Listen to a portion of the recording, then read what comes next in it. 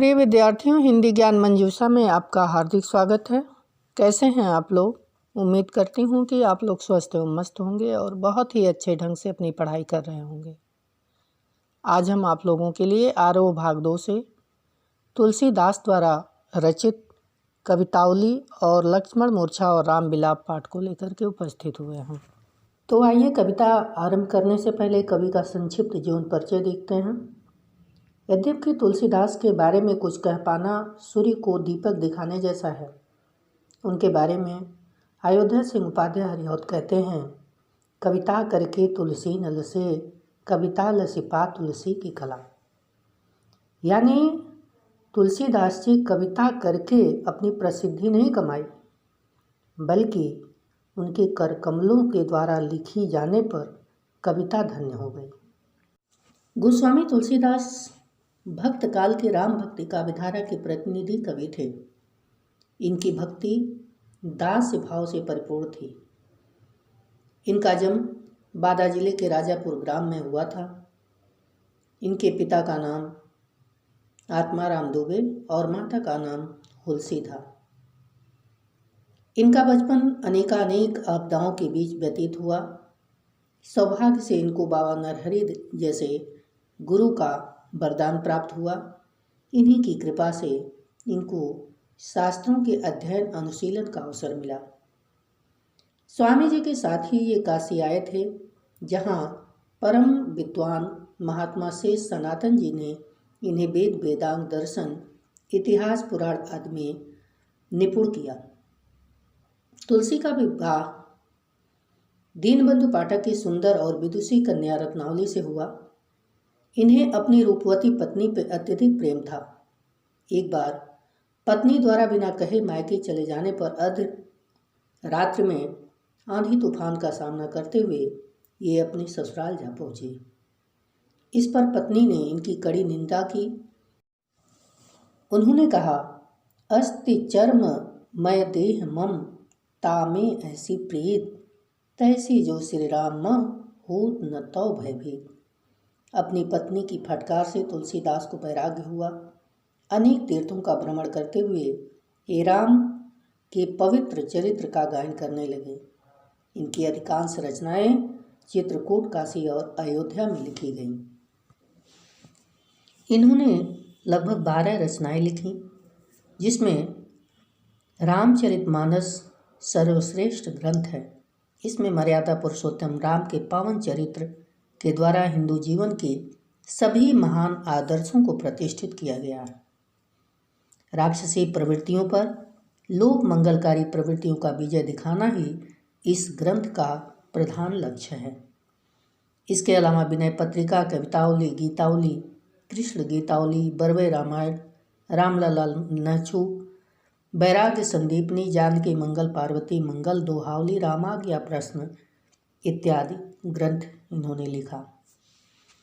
काव्यगत विशेषता की अगर बात करें तो तुलसीदास जी की कविता का भाव पक्ष उच्च कोटि के हैं।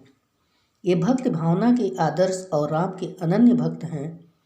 राम स्वामी है, तुलसी सेवक। अपनी दास्य भाव की भक्ति के माध्यम से इन्होंने स्वयं को अपने इष्ट देव श्री राम के चरणों में पूर्ण रूप से समर्पित कर दिया। भाव पक्ष के समान इनका कला पक्ष भी अत्यंत सशक्त है। तुलसीदास ब्रजभाषा तथा अवधी भाषा पर समान अधिकार रखते हैं। कवितावली, गीतावली, विनय पत्रिका आदि रचनाएं ब्रजभाषा में हैं और श्री रामचरितमानस अवधी में। अवधी को साहित्यिक रूप प्रदान करने के लिए इन्होंने संस्कृत के शब्दों का भी प्रयोग किया है।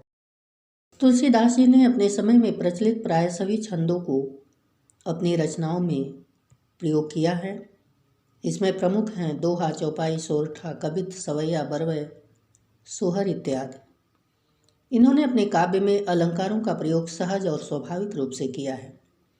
पात्रों के गुण तथा स्वभाव के चित्रण में इन्होंने उत्प्रेक्षा, दृष्टांत, उदाहरण अलंकारों का प्रयोग किया है। भाव तथा मनोयोगी के चित्रण में इनके द्वारा उत्प्रेक्षा, रूपक, उपमा अलंकारों का अधिक प्रयोग किया गया है। इसके अतिरिक्त संदेह, प्रतीप, उल्लेख, रूपक, उपमा, अनन्वय, श्लेष, असंगति अनुप्रास आदि अलंकारों का भी भरपूर प्रयोग किया गया है। आइए कविता का अर्थ देखते हैं कि पहली कविता उत्तरकांड से कवितावली नाम से ली गई है। शब्दार्थ देखें। किसवी का अर्थ है धंधा चलाने वाला, श्रमजीवी या मेहनतकश। कुल का अर्थ है परिवार, बनिक व्यापारी, भाट चारण या प्रशंसा गीत गाने वाले। चाकर का अर्थ है नौकर, चपल नट बहुत तेजी से उछल कूद की क्रिया करने वाले कलाकार। चार का अर्थ है दूत, चेटकी का अर्थ है बाजीगर। गुण गढ़त माने विभिन्न कलाएं और विद्याएं सीखना। गिरी का अर्थ है पहाड़, अटत का अर्थ है घूमना। गहनगन घना जंगल, अहन का अर्थ है दिन। अखेट की शिकारी, अधर्म का अर्थ है पाप। पचत का अर्थ है मर्द। बुझाई शांत करना, घनश्याम यानी काला बादल। बड़वागिते जंगल की आग। आग पेटकी का अर्थ है भूख। कविता की व्याख्या देखें। किसबी किसान कुल बनिक भिखारी भाट चाकर चपल नट चोर चार चेटकी पेट को पढ़त गुण गढ़त चढ़त गिरी अटत गहन गन अहन अखेट की।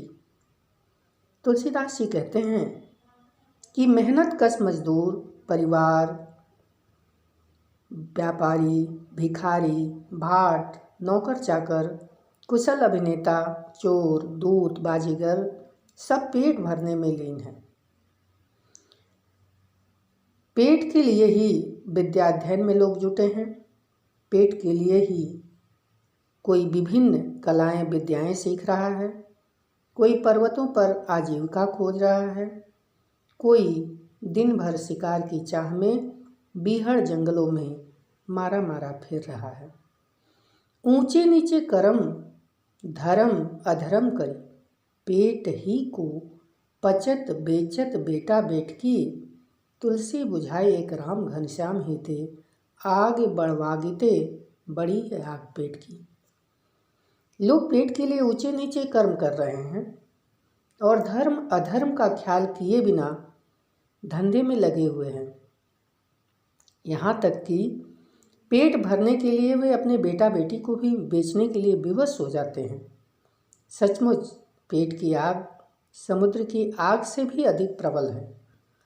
तुलसी ने बादल के समान कृपाल राम की कृपा से ही अपनी भूख मिटा ली है। कहने का तात्पर्य है कि तुलसीदास पर श्री राम की कृपा है, इसलिए उन्हें भूखे नहीं रहना पड़ता, अन्यथा उन्हें भी बाकी लोगों की तरह जीविका के तलाश में दर दर भटकना पड़ता। प्रस्तुत कविता में भक्त कवि होने के बाद भी तुलसीदास ने संसार के कष्टों को तथा पेट की आग के यथार्थ को स्वीकार किया है। पेट के लिए बेटा बेटी बेचने की मजबूरी दिखाकर उन्होंने करुणा उत्पन्न की है। भाषा प्रवाहपूर्ण है। पूरी कविता में अनुप्रास अलंकार की छटा है, जैसे किसवी किसान कुल, बनिक भिखारी भाट, चाकर चपल नट चोर चार चेटकी, पेट को पढ़त गुण गढ़त चढ़त गिरी, गहन गन अहन, ऊंचे नीचे कर्म धर्म इत्यादि। राम घनश्याम में रूपक अलंकार है। आग बढ़वागिते बड़ी है आग पेट के में व्यतिरेक अलंकार है। दूसरी कविता का शब्दार्थ देखें। बलि का अर्थ है दान दक्षिणा, बनिक का अर्थ है व्यापारी या बनिया, बनिज यानी व्यापार, चाकर का अर्थ है नौकर, चाकरी का अर्थ है नौकरी, जीविका विहीन यानी रोजगार से रहित लोग, सिद्धिमान का अर्थ है दुखी, सोच माने चिंता, बस माने बस में, एक एकंसो यानी एक दूसरे से, का करें क्या करें, वेदहूँ वेद में भी, लोकहूँ लोक में भी, विलोकियत माने देखते हैं, सांकरे यानी संकट में, रावरे माने अपने, दारिद यानी दरिद्रता या गरीबी, दशानन यानी रावण, और दीन बंधु का अर्थ है दुखियों पर कृपा करने वाला, दुरित का अर्थ है पाप, दहन का अर्थ है नाश करना, हाहाकरी माने दुखी हुए हैं। व्याख्या देखें। खेत न किसान को भिखारी को न भीख बलि, बनिक को बनिज न चाकर को चाकरी, जीविका विहीन लोग सिद्धमान सोच बस, कहें एक एकन सो कहाँ जाए का करी। तुलसीदास अपने समय की भयंकर दुर्दशा का चित्रण करते हुए कहते हैं कि ऐसा बुरा समय आ गया है कि किसान के पास खेती करने के साधन नहीं है, भिखारी को भीख और दान नहीं मिलता, बनियों को व्यापार नहीं मिलता और नौकरीशुदा लोग नौकरी के लिए दर दर भटक रहे हैं। उन्हें काम नहीं मिल पा रहा है। काम धंधे से वंचित लोग चिंता के कारण दुखी हैं। सभी एक दूसरे से यही कहते दिखाई पड़ रहे हैं कि कहाँ जाएं और क्या करें। वेद हूँ पुराण कही लोक हूँ बिलोकियत, सांकरे सबय पर राम रामरी कृपा करी, दारिद दशानन दबाई दुनि दीन बंधु, दुरित दहन देख तुलसी हाँ करे। तुलसी भगवान पर आस्था प्रकट करते हुए कहते हैं कि हे राम, वेदों और पुराणों में भी यही लिखा है। आज के युग को देखकर मैं भी कह सकता हूँ कि ऐसे संकट के समय में आप ही कृपा करते हैं तो संकट टलता है। हे दीनबंधु, आज दरिद्रता रूपी रावण ने सारी दुनिया को अपनी चंगुल में फंसा लिया है। चारों ओर पापों की ज्वाला जल रही है। उसे देखकर सभी तरफ त्राह त्राह मची हुई है। सभी हाय हाय कर रहे हैं और दुखी हैं। प्रस्तुत कवित्व को पढ़कर स्पष्ट होता है कि बेरोजगारी कोई आज की समस्या नहीं है, यह हर युग की समस्या है। तुलसी का युग भी इस भयंकर समस्या से ग्रस्त था। तुलसी की भक्ति भावना प्रकट हुई है। उनके लिए राम दीनबंधु हैं, कृपालु हैं, सर्वसमर्थ स्वामी हैं। कहाँ जाएं काकरी में लोगों की वेदना साकार हो उठती है। इस संवाद से कविता की मार्मिकता स्पष्ट होती है। पूरी कविता में अनुप्रास अलंकार की छटा है, जैसे बलि बनिक को बनिज, सिद्धमान सोच बस, कहें एक एकन सो कहाँ जाए का करी, सांकरे सबय पर राम रामरी कृपा करी। इसके अलावा दारिद दशानन तथा दूरित दहन में रूपक अलंकार है। अगली कविता का शब्दार्थ देखें।